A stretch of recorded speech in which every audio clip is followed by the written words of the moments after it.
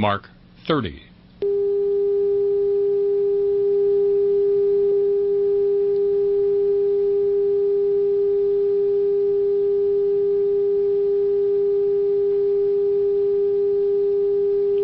Mark 15. 10, 9, 8, 7, 6, 5.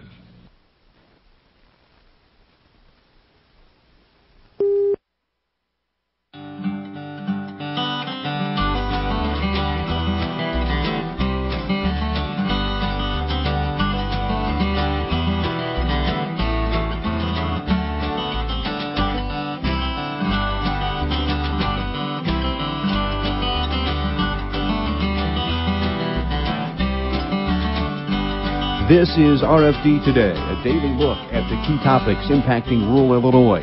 If you live in Illinois, we examine the issues impacting you, your income, and your community. Here's your host for today's program, Bill Ashanti. Hey, good Monday to you, Illinois. Thanks for joining us for this adventure in broadcasting on the 20th of May.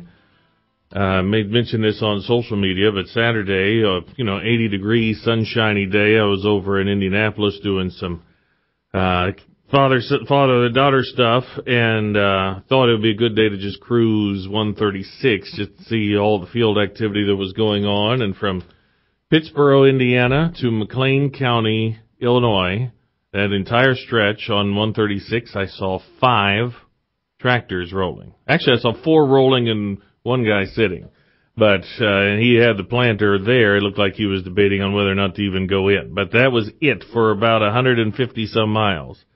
5 folks in operation that whole time. And then today, DTN ag meteorologist Bryce Anderson tweets the word he used to describe the rainfall and the precipitation for the central U.S. is outrageous in all caps. So, now with this last full week of May, what's in store planning-wise? On the program today, we'll hear from Rita Frazier in a little bit. We'll also hear from the Director of Illinois DNR, Colleen Callahan. She's on the phone, so we'll get to her in just a couple of minutes. But first, this from our Farm Week Crop Watcher.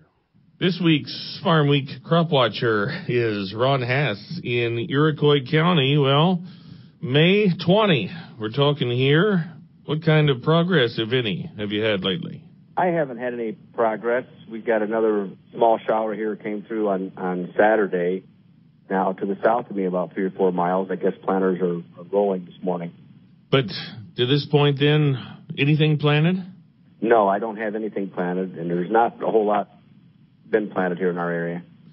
I know 13 was a planning delay, and it happens from time to time, but can you think of a time when you've been this late without turning a wheel yet?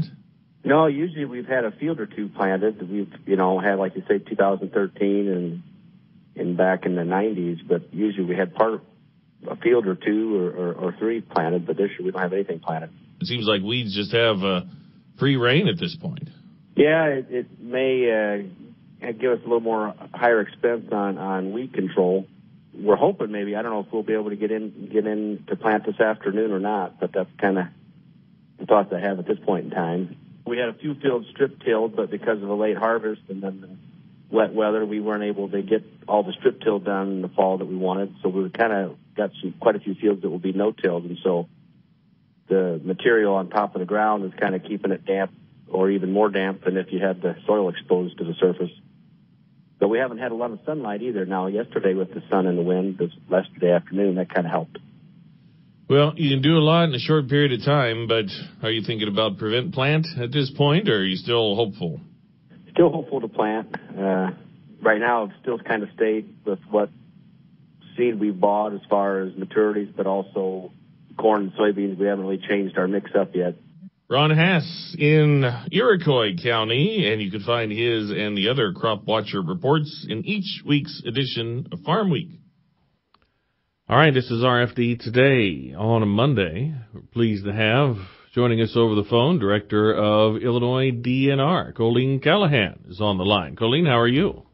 I'm great. How are you, DeLoss? Thanks for asking me to join you today. Well, glad to have you. I'm just curious from your windshield tours as well, and being based in Peoria County and making the drives to Springfield, have you seen very much for activity? I know there was at least at one point, pouring down rain on Saturday in your area. So what's it been like? Well, you're right about it pouring down rain on Saturday in the Peoria area. I was actually in Springfield on Saturday for an event, a fishing event that we had there at our headquarters there on the fairgrounds, and it did not rain a drop, and didn't rain until I got past Lincoln in the afternoon on my way home. So there is so little crop that is planted in the Peoria area compared to, I could tell they had been planting as close as Morton. So as you just did the interview in my home county of Iroquois County, boy, it's certainly frustrating. It varies throughout the state, and it is confirmation once again that no 2 years are ever the same. I made a comment on my Facebook page that if you didn't know any better, you'd have think that we had abandoned corn and soybeans in place of yellow flowers. Yeah, isn't that the truth? And especially over your home area, there's a bunch of it still out there. Yes, there is, and it's growing taller by the moment. Certainly is. Yes, in some cases it is quite lush. So here we are. Let's see. So you've been on the job. Well, it's already been a couple of months now, hasn't it? Yes, since March 1st. Tell me about, if we could compare your time as rural development in a case where there are all these programs and opportunities that people just don't know about. What has it been like for you with DNR and just the expanse that comes within that division of state government? That's a great question, DeLoss. Thank you for asking it. No one has asked me that question before, and we did not rehearse this. No, we did not. So, thank you. There are similarities in that. You said it so well when you said programs, opportunities that few people know about. Those are the similarities between rural development and programs there, and the opportunities for people to learn about and experience at the Illinois Department of Natural Resources. So once again, my challenge and my personal mission is to inform and educate about what DNR is, what it does, what its responsibilities are, the magnitude of it. Few realize that we have the responsibility for mines and minerals in the state of Illinois, as well as oil and gas. Certainly water resources. The face of the Department of Natural Resources, understandably, is a deer and a duck. And so we do have the responsibility for the licensing and the permitting for hunting, boating, fishing, camping. Beyond that, we also have responsibilities as it relates to wildlife habitat for endangered species. And then I take a breath because we also have a grants division where we are not only writing grants for us to utilize to enhance our parks, the over 300 parks that we have throughout the state of Illinois, and I didn't mention that we also have the museums in our portfolio throughout Illinois, as well as historic sites. So there is a lot to it, and then we also have grants that we are able to share throughout the communities, particularly in our park system. So again, I am looking forward to sharing what I have learned very quickly with others who I think might not know what I didn't realize upon my arrival at DNR. My guess is there aren't very many, if any, regional kind of offices either. Like if something goes on where the parking lot's full at Starved Rock, as it has been, that goes straight to the state office, doesn't it? We do have site managers, and that's another great question, Zalas. We have site managers throughout the state at our different locations. The complication there is that when the state went 2 years without a state budget and a hiring freeze, as people retired, we were not able to fill those positions. And so many times, as you pointed out, does it go directly to the state office and not to the location? It should start at the local level, but sometimes we will have at the local level only one person that maybe has oversight on either a number of parks or a number of counties within a district. And so you just can't get everywhere and be everywhere where you need to be with such limited staff. So that's another great question, Zalas, and thanks for asking it. You're welcome. Well, with almost 3 months in, then how are you feeling so far, just from a comfortability standpoint? Well, I tell you, it's I learn something new every day, and I try to share something new every day with staff, and also, I guess I should say both internally and externally as well. And that said, my first realization, I have to say, and I want to acknowledge, is the incredible dedication to the mission of the DNR staff. They are not unlike teachers that we know or that we read or hear about, who will dip into their own pockets to help make sure that when an event is going on at a local park, one of our state parks, and we know that there is something in disrepair, it's not uncommon that they'll reach into their own pocket to help make that repair so that it is usable for that weekend or for that event. And so when you go from 2,300 employees in 2003 or 4 down to a little over 1,100 right now, it doesn't take much to realize that you can't continue to be as effective and meet the needs, the demands, and the expectations as you were once able to do. Okay. We have a break right here, Colleen. Hang on. Stay with us. This is RFD Today. This edition of Farm Week, the early word. Here's DeLaw Schonke. The last 12 months, from May 2018 through April, proved to be the wettest year-long period in U.S. history. Rainfall totaled more than 36 inches, thus accounting for the prolonged spring planting delay.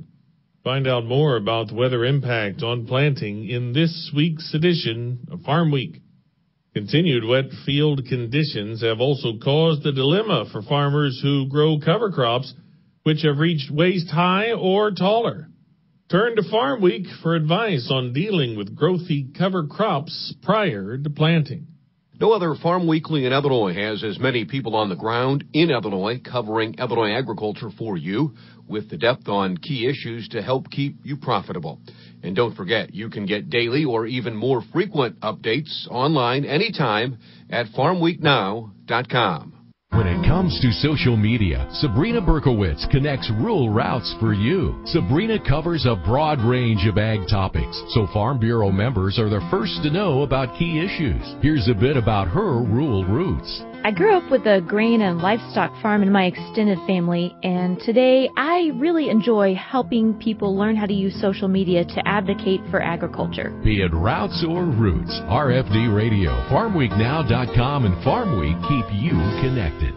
What's the excitement about buying a brand new car when you pay full price for it? County Farm Bureau members have a reason to be excited. A Farm Bureau membership gives you 2 car purchase discounts. When members buy a new Ford vehicle, they receive $500 off their purchase. And with a purchase of a qualifying Lincoln vehicle, they receive $750 off. Everyone loves a good deal, and the money saved is worth the price of our annual membership. This is just one of our 300,000 plus discounts that are always changing to fit our members' needs. Not a Farm Bureau member? Visit Illinois Farm Bureau online and join today.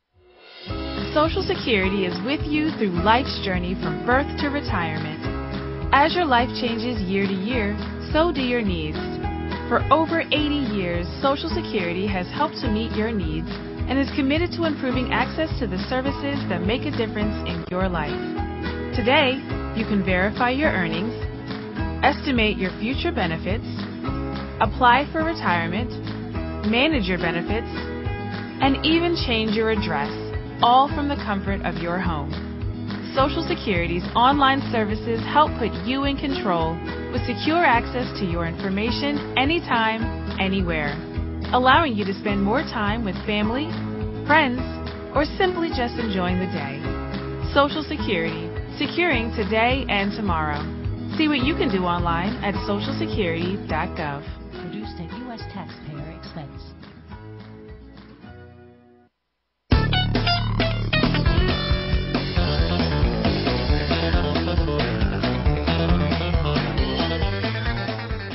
Welcome back to RFD Today on a Monday. I'm DeLoss Yankee. Colleen Callahan is on the program, Director of Illinois DNR, who talking about staff in that it has basically it's half of what it was even 15 years or so ago. As you think, whether it's funding or whether it's anything else for the department, just a couple of top of mind that are going on at this particular time. What would come to mind for you, whether that's from a leadership standpoint or just from an overall DNR standpoint? Well, we do have a budget now, and so we can make plans. When you didn't have a budget, and of course I wasn't in state government at that time, but most Illinoisans were aware of how difficult it was to get things done. And it was frustrating. And so at least now we do have a budget. We can hire, and we are doing that. And so it seems more hopeful. And we are passing legislation, and so things are beginning to change. And not only change in how you can approach your work and begin to make plans, but a change I am hopeful in confidence as well about getting the job done. And you know, DeLoss, you and I have known each other a while, and we've shared work responsibilities. And at our core, I believe that you and I know that to communicate is the beginning of understanding. And so every day, if you would walk through the headquarters or the most beautiful building in state government on the state fairgrounds, the Department of Natural Resources building, and you asked any of the employees that are there, have you gotten to know the new director yet, and what do you know about her?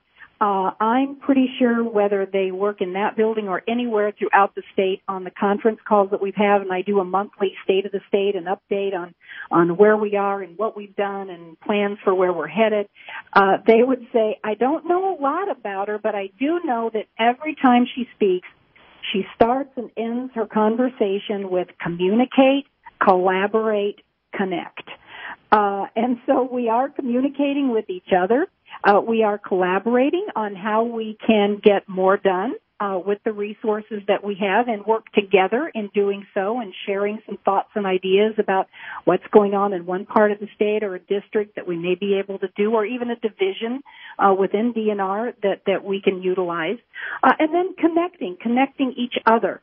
You know, people are proud of the parks that are in their own locales, and we have opportunities to work together there through volunteer programs. And so we need to let more people know that when there are needs, that there are certain things that local residents can do on a voluntary basis that would be helpful. And so we're beginning to do those sorts of things. And, you know, we talked earlier about the Department of Natural Resources. I mean, things like Illinois has more jobs through forestry than most Midwestern states. Who knew that? No. We're the prairie state. We plant corn and soybeans when weather permits, which means that we also have opportunities, and who would have thought, DeLoss, for rural development through our natural resources. Sure.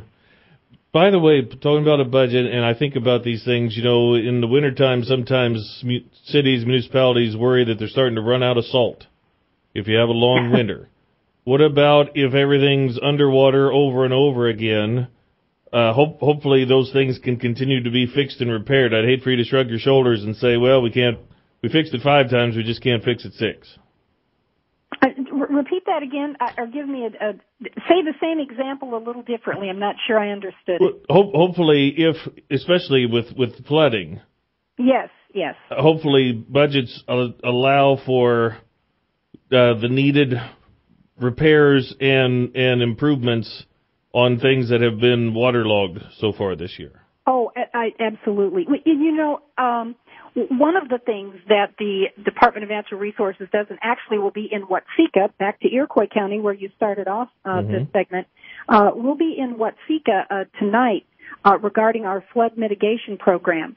The Iroquois River that runs through Watseka historically floods, and through the flood mitigation program, where we have been able to make funds available in order to buy out those homes that are in that floodplain, and so to offer assistance where those residents can relocate.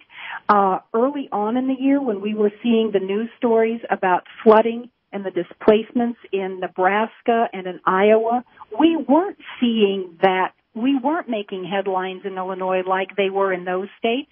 And that is a consequence of the flood mitigation program, where we've been able to move people out to higher ground and into different homes, which means then you're addressing the issue of flood insurance, and you're also addressing a problem then instead of it being recurring, you actually address it, because you're going to have to do it either before or after.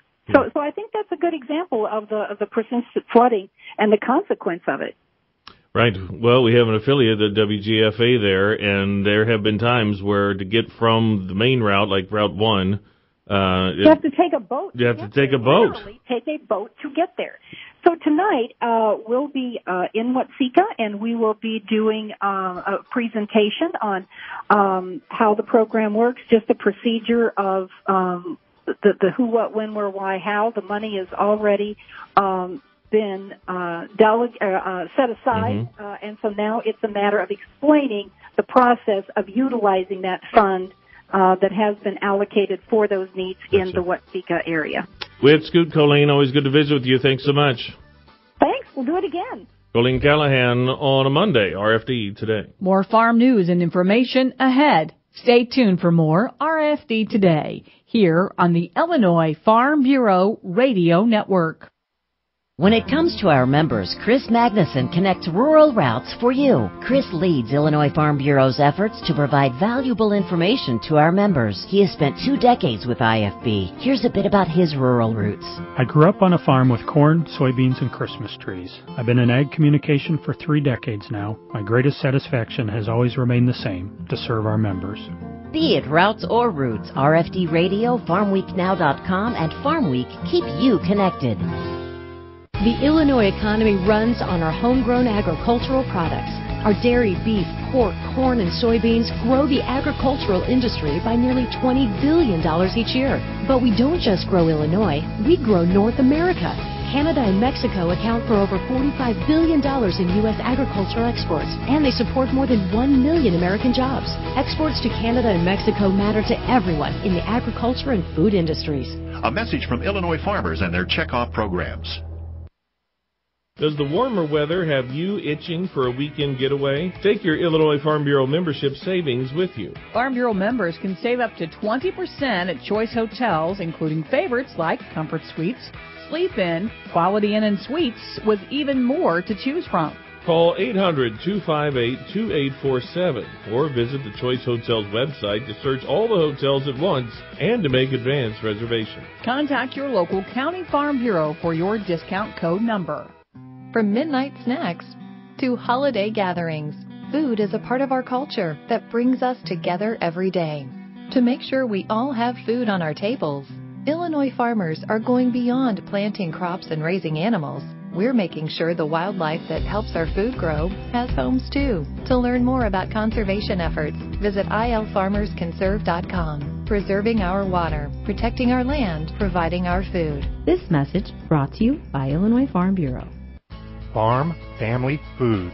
Those 3 words best describe Illinois Farm Bureau. Farm, For 100 years, Farm Bureau in Illinois has represented and served the men and women who make Illinois one of the top food-producing states. Family. At the heart of rural Illinois are traditional farm families who work together through Illinois Farm Bureau. And food. Farm Bureau families are proud to grow the healthy food they provide their families and yours. Farm Family Food, the heart of Farm Bureau in Illinois. All Ag. All Illinois. All Now. There are a lot of smartphone apps out there, but do they have what's important to us here in Illinois? The Farm Week Now app does, and it's always at your fingertips. All Ag, all Illinois, and 24/7 where and when you need it for free. Go to your app or Play Store on your smartphone, hit search, type in Farm Week Now, that's one word, and download it today. Brought to you by Illinois Farm Bureau, where we're all about farm, family, and food.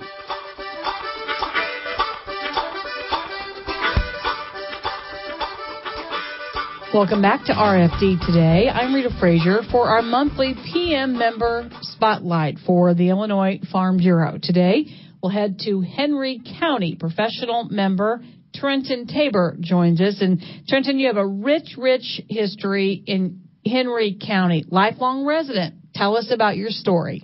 Yes, so I'm originally from Atkinson, Illinois, and I now teach right in the heart of Henry County at Cambridge High School.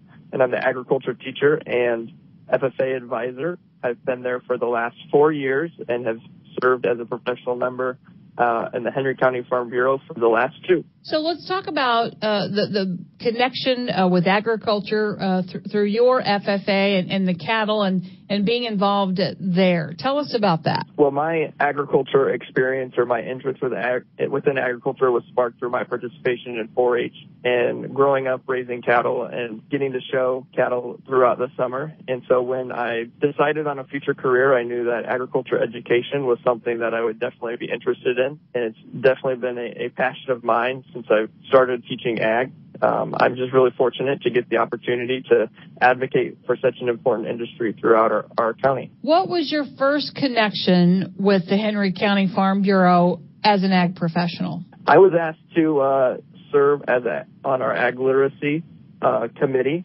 and that oversees the ag in the classroom activities that go on in Henry County, and that really sparked my interest to become more involved with the Henry County Farm Bureau. And through that experience, I've been able to really dive into the Ag in the Classroom program within Henry County and really get my students involved within the classroom and see what great opportunities we have to educate youth in all grades, K through 12. So your Henry County Farm Bureau manager, Katie Lallman, reached out. That's correct. Yeah, Katie does an excellent job of finding people that are within agriculture that aren't necessarily farmers, but could fit into a lot of the different programs within the Farm Bureau. Well, it seems like a perfect way to connect you through ag literacy. It sounds like that your county there does a lot of great things to educate young students about agriculture today. Absolutely, yeah. One of the programs that I think Henry County is probably most proud of is the Farm to Fork dinner that we have on a yearly basis. It's now going into the 3rd year. And I don't necessarily serve on a lot of planning aspects of the Farm to Fork dinner, but my students absolutely love going and serving the community agricultural products that were homegrown right here in Henry County. And as a professional member in the Farm Bureau, that's one of the best programs I think we have throughout our Farm Bureau young leaders to show people exactly where their food comes from. And that's definitely the foundation of agriculture literacy is showing people how food goes from farm to fork. So when you found out that there was a professional membership, a PM membership, that really fit you perfectly. Absolutely. You know, I didn't grow up on a farm, but I grew up with an agriculture background. And I don't work on a farm or I'm not a farmer, but I'm so involved within agriculture. And I think the PM membership really fits my lifestyle and fits kind of what I represent as a young individual that's involved within this industry. One thing I know for sure with FFA and alumni and support from the community, it's great to make connections. So this seems like a great way to meet new people and make good relationship ties throughout the community. Absolutely, yep. Like we said before, Katie Lottleman at the Farm Bureau, as well as a lot of the other Farm Bureau young leaders, are great people to have in your back pocket and resources to have moving forward throughout my career. How are things? So you're, I'm assuming, just about ready to wrap up your 4th year at Cambridge High School. Tell us about that. Yeah, absolutely. I'm really blessed to be able to teach a great group of young individuals who are driven in agriculture. Even if they don't have a background in agriculture, they have a passion for it through agriculture classes in the FFA organization. So the students at Cambridge have done an absolutely excellent job, and we've been lucky enough to compete at the state and national level and really expand their experiences within agriculture and agriculture education. Now, we say that you're getting ready to wrap up the school year, but that doesn't mean that you're done working for the year, because you guys really don't have a lot of downtime between wrapping up a school year and the time that's you prepare for state FFA convention. It's pretty much 12 months a year. That's right. Yeah, we go straight into state FFA convention and getting our competition teams ready. And then we have a ton of events planned as far as officer retreat, a lot of community service activities. And as an ag teacher, we have a lot of conferences and professional development to stay on top of our classroom curriculum. And before you know it, we'll be going back to school in August. What do you look forward to 4 years in? I'm sure you've accomplished a lot. Do you still have a lot that you'd like to accomplish at the Cambridge High School? Absolutely. And one thing about our program at Cambridge is 100% student tailored. Depending on the student that walks through your classroom, you could be doing a ton of different things. So I'm just really excited to see the diversity of students that are going to come through Cambridge and the opportunities that I'm going to get to have because of their great experiences within agriculture. So it's always going to be something new moving forward, probably. And tying everything together here at the end of this conversation that we're having with what you're doing kind of across the board, you hopefully will consider leadership. I guess, you know, the sky's the limit as far as your involvement with Farm Bureau. Absolutely. I truthfully haven't got as involved as I could have with the Farm Bureau, and I think moving forward with the FFA and as an agriculture teacher, I really look forward to becoming more involved and taking on some roles. Absolutely. Do you have a Facebook page or a way that folks can see what you're doing at the FFA chapter? Absolutely. You can follow the Cambridge FFA chapter on Facebook, and we definitely post a lot of things that shows the community what we're all involved in. Very, very thankful that we got to catch up with you, Trenton Tabor. He is a PM member in Henry County at the Farm Bureau, a great example of the opportunity in Farm Bureau for young professionals. This is RFD Today.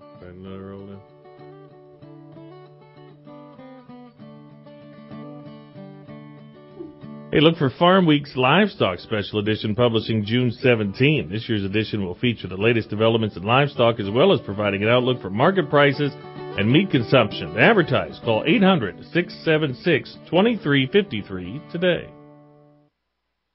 Farm Week and FarmWeekNow.com journalist Kay Shipman connects rural routes for you. For 3 decades, Kay has delivered important news. She covers everything from legislative issues to the latest in soil and water conservation. Here's a bit about her rural roots.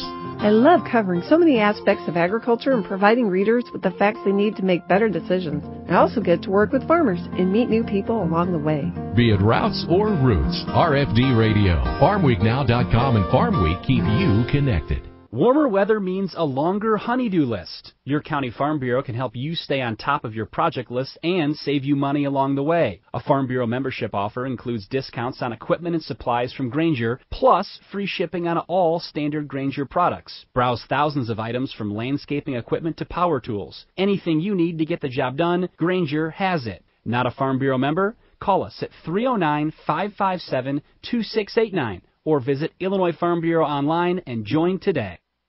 Let's check the markets on the RFD Radio Network. I'm DeLoss Yonke. Another day of higher prices. Corn up a nickel. Soybeans up 13 to 14. Wheat up 12 to 13. July corn up 5.5, 3.88 3/4. September up 5.5, 3.96. December up $5, $4, 3 1/4. The high for the day for December corn is $4 and a nickel. July soybeans up 14, 8.35 3/4. August up 13 3/4, 8.42. November up 13.5, 8.60 3/4.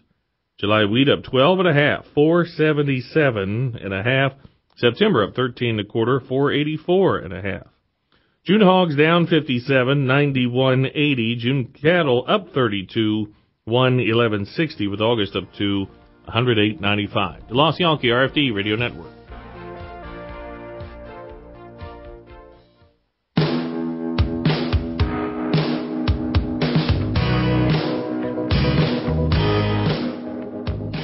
Welcome back to Town and Country Partners. We're going to talk today in Sherman at Farm Credit Illinois with Andrew Alton. He's Vice President in Lending. We're trying to be patient, but I know it's hard for you guys and for your customers. Absolutely. You know, we're fortunate in 2018 with a pretty nice spring and a healthy start to the planting and the crop season, and it's quite the opposite side of the coin this year. So how would you what is your assessment of just sort of a general idea of where the ag economy is in your part of the state and the customer base that you work with there? I would say in flux. There's just a wide array in terms of the ag economy. We're coming off the market facilitation programs in 2018, which were definitely helpful, especially with all the trade talks going on overseas and the lower commodity prices because of that. However, we're going into a very volatile crop year, just a lot of volatility right now. Lots of volatility, and, I guess, thankfully for agriculture, there are always young people that want to work in this great field and are searching for opportunities. And you guys started, you tell me now it's in its second year, Fresh Roots, to really help those young farmers out there that want to continue farming and are looking for opportunity.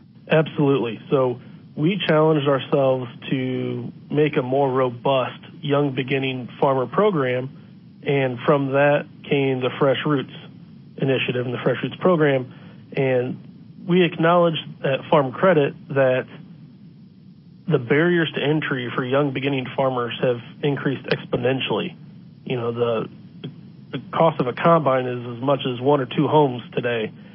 These costs have significantly risen since their parents entered the industry. So we're working to put programs in place and have done so to help that next generation get their first year farming under their belt. And with that there's two avenues to our Fresh Roots program. There's an educational piece, and then there's a loan incentive piece. So the loan incentive side, especially on operating, we offer a discounted operating rate for the first 5 years. Today, that variable operating rate is 3.55%. which is a pretty significant discount from, the traditional operating rates out there. On top of that, we have discounted loan standards, knowing that these next generation young beginning farmers are going to have less working capital than their parents, might not have as much of a net worth as well. And we're lending to some lower standards than our traditional borrowers. Educational side too, we are offering, the big thing is a balance sheet workshop each fall. We're actually paying these young beginning farmers $1,000 to come attend this balance sheet workshop to understand the importance of the balance sheet, learn how to fill out properly their assets and liabilities on that balance sheet, and hopefully instill some very good habits that they can carry with them throughout their farming career. As I said, if they become young beginning farmer customers here at Farm Credit Illinois, we are paying them $1,000 to attend that class. The name of this program says a lot, because it's not only helping them as young farmers, but as you pointed out, you're going to give them skills that they're going to be able to take with them and hopefully have a long and successful farming career. They're at a very fragile stage of their career, being just beginning their operation. And if we can help not only get that operation started, but instill some very positive habits that they can build off of for the next 30 to 50 years, we think that's a very, very good fresh root to put down into the ground. You also have a great partnership and work side by side with the Farm Service Agency. Tell us a little bit about that and what that offers for young producers. Absolutely. So we work hand in hand with the FSA, and we actually have worked to get to a preferred lender status. So what that means to our producers and our co-applicants with FSA is that it's just less paperwork. than someone that would not be a preferred lender. Specifically, we work with the FSA on a land purchase program called the 50-45-5. And I call it that because it's based off of the ratio, the lending ratios for the purchase. So Farm Credit Illinois will do a 50% loan on that farm. The FSA will go 45%, and then the farmer puts down 5% cash. And that's how we get to the 50-45-5 loan program. And the FSA will go up to $300,000 on their portion, and their loan right now I believe is 1.5% fixed for 20 years. And then Farm Credit will go out 30 years on our 50% loan. This program offers so much. We talked about it being a great setup for young producers, but this also is for not just the young guys and gals who have family involved today, but this also offers opportunity for those guys and gals out there who maybe don't have that family portion of the farm coming their way or have that extra connection. This is something that's been needed for a long time. Every situation's different, and we have the whole spectrum of young beginning farmers entering in with a very nice, cushy situation and some that are starting from scratch. And we want to make sure that we're helping that entire spectrum with this Fresh Roots program. Talking to Andrew Alton with Farm Credit Illinois. He is Vice President of Lending in Sherman. And the other thing, I don't know exactly your age, Andrew, but I know we just talked a little bit about your career here with Farm Credit, your education at the University of Illinois. Now, you told me that you were there during the good times at U of I, meaning athletically, so that gives me kind of an idea about when you were there, but what a great opportunity. It sounds also like you fit well with Farm Credit. I hope so. I've kind of been across the spectrum with my career, had always wanted to get to Farm Credit and really appreciate our cooperative nature, and we're here to help families succeed, farm families succeed, and we eat, live, and breathe that mantra. And this is a very, for a young beginning farmer looking for their first ag loan, I feel very strongly that Farm Credit Illinois is a place for them. And you're connected to the community. You live just a mile away from that beautiful newer Sherman location for Farm Credit. So you drive by a lot of fields, even in that short distance. Absolutely. There's the base of Central Illinois is agriculture. As you drive along the roadways, we're very blessed to have some of the best soils, not only in Illinois, but the country. And you just consistently remind ourselves how lucky we are to live where we do. So what did I miss, Andrew? Let's sort of just drive home the message here, like a take-home on the Fresh Roots program, the spring of 2019. What's your message? The Fresh Roots program is built to help that next generation get their foot in the door in agriculture today. We want to set them up with the best habits for them to be successful and start building a very rewarding relationship that we can help serve as a board of directors in sense for that young beginning farmer and put them in the best chance to be successful going forward. All right. Rita Frazier, thanks, and folks from Farm Credit as well. Well, we have, just before we go to break here, Dale Dirkholz, Senior Analyst at AgriVisor. So we were hoping that when there'd be a spring rally, it wasn't because we were all miserable, not yet planted by May 20. There's a lesson in this. This was told to me by an old wheat trader 40 years ago. He who sells what isn't his'n pays the price or goes to prison. Say that again. That's really good. He who sells what isn't his'n pays the price or goes to prison. We'll talk about it on the other side. His'n, H-I-S''N. Yeah, that sounds pretty good. All right, that and more with Dale Dirkholz as we conclude a Monday RFD Today.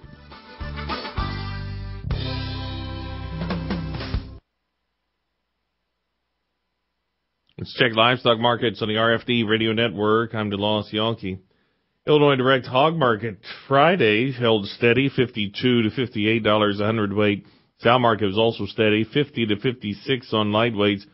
Top of $64 on heavyweights. Light boars had a top of $37. That was $5 higher than earlier in the week. Big news in the pork industry, helpful for beef as well, but Mexico gets a lot of hams from the United States, and the lifting of the 25% tariff on steel imports, 10% on aluminum imports imposed on Canada and Mexico by the U.S. last year, The lifting of those tariffs is expected to affect the U.S. meat markets greatly, and pork in particular.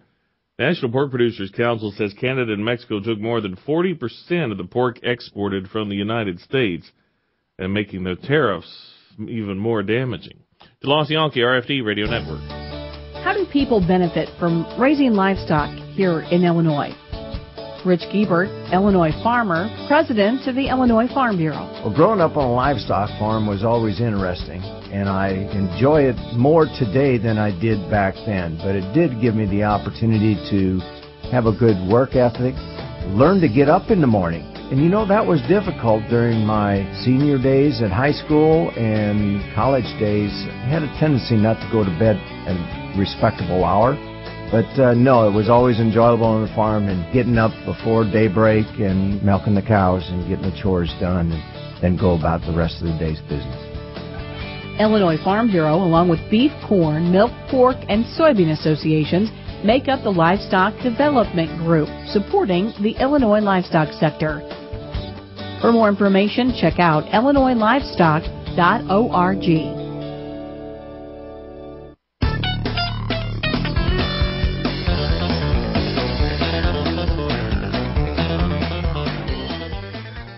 Field Dirk Holtz joins us now on a Monday, RFD today. That music bed sure doesn't fit the planting pace, does it? Ooh, well, we want to keep things upbeat here. I tell you, it's a month ago you're saying we can get to it, and now it's okay. What are we going to plant, and do we need to even shift varieties? Could we still go full season, that sort of thing? That's an agronomic question and one that I'm not qualified to answer at this point. And going back to that comment I made before the break, when I said he who sells what isn't pays the price or goes to prison. Basically, in the situation we're in right now, it basically just acknowledges, funds were huge, and I mean huge shorts, record corn, record beans, big in wheat, going into this planting season, and actually added to them a little bit, and everybody had the attitude, big equipment, we can plant half a corn crop in a week. Yeah. Guess not. Not. I made mention at the beginning of the show that I only saw 5 operators on Saturday. I saw several ruts from what looked like the cover crop burn down taking place. The ruts in there were enough that we're telling farmers, look, it's not time to get in here yet. I saw yesterday, I was in Indy over the latter part of the week too. On the way to Indy Thursday morning, I saw half a dozen tractors in the field, 3 with planters, all the way to Indy. Yeah. On the way back, I saw no planters or no tractors in the field until I got this side of Champaign. Yeah. I was. And here right in Central Illinois, we didn't get rain that we were supposed to, thankfully for the farmers around here. So I mean, because they were really wet, and so it really helped them out a lot, and even through today and into tomorrow maybe. But it just kind of illustrates, we aren't having much go on. I mean, last week corn planting number was at 30%. Haven't seen trade numbers yet today, but I had somebody, a couple of people put out numbers 48, 49% maybe on corn planting. That's record slowness. Yeah.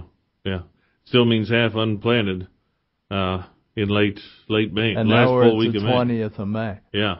And I know there were some places that were certainly go. So I certainly acknowledge that. But boy, there's plenty that haven't. Now, the soybeans were down 18 cents Friday, and we're back up double figures today. So if there's that much to unwind, then how do they keep the spreads in check while it unwinds itself? What I mean? Just like corn to soybeans, for example. How do they keep a balance in there? Or do they need to keep a balance in there? Well, right now, to a certain degree, corn's still going to be a leader because it's the one where we're way behind, and now we really start paying yield penalty on corn at this particular juncture in time for slowness of planting, or potentially do. The beans, simply because of China, and I'm not even referring to trade, I'm talking about African swine fever. Which is really the bigger issue in regard to China. That is going to tend to lay on beans a little bit. So I'd expect, in terms of the ratio that corn could maybe gain on beans a little bit, but we're already getting out to a point where, that ratio you don't have a lot of history down here anymore. So, you really question, how much do you push? And the other issue you start to work with here at this point, if we are not planting corn, we are also probably not planting beans, and that's also getting pushed back, especially when you look at the kind of weather forecasts that we got in place for this week. And so now, we've had a big run on corn last week, basically accomplished a lot. I'm not saying it's ended the rally yet, but I think beans are the one that maybe has more of an upside jump here at this point in time in a relative sense, even than corn, because now if the planting number today doesn't match expectations with the weather we have, with forecasts even beyond that still not being great, then you start to draw into question, what kind of bean crop are we going to have? We've had people talk already, throw out there the idea, 12 million ton corn crop? 12 billion? Right. That's down from almost 15. Mm-hmm. That's a huge change. That's 20% drop. And you start to get into a game of how many beans, and now as you continue to push the planting window later and later, you start to question how many acres end up in prevent plant this year. Yeah. And, I know this year when you get into the insurance game, they've gotten a little bit more serious, a little bit more demanding about prove it to me. You couldn't plant those acres or those acres were going to be corn. But in the game of farm economy today, with the game going on with China, you better believe that somebody from above has put some pressure down. It'll come through the RMA. Don't be too critical of prevent plant this year. Yeah. With a little more than a minute here. So if I'm holding old crop corn still, I think you got to sell into it. We're up here flirting around 390 on July futures. Nearby contract, that's the highest we've been.